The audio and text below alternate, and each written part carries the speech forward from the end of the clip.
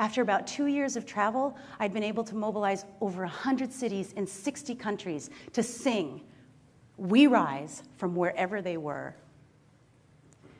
We even had an event here in New York City. And honestly, although it was incredibly inspirational, it was also very bittersweet. Because I had to ask myself, 6 minutes of united song?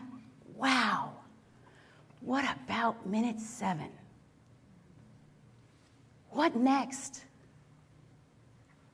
What does peace actually look like on the ground? And the answer was clear: water.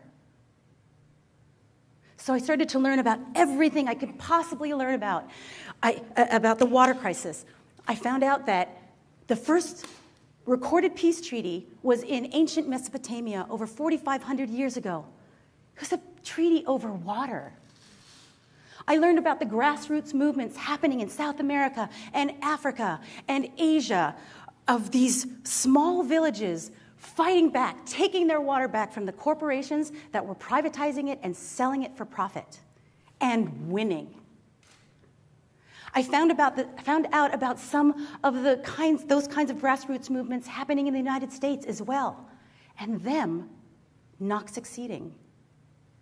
And I started to see this bigger picture about how water affects every single living being on this planet,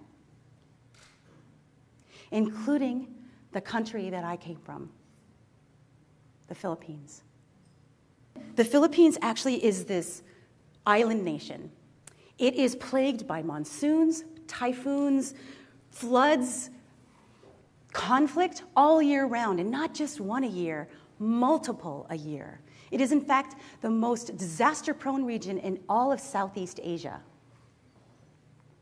And some of the biggest challenges is not so much that they don't have water, it's that they have too much, but they don't have the infrastructure, the local infrastructure, to manage it and to clean it and to make sure it's not contaminated. And that's one of the biggest issues in the Philippines. So when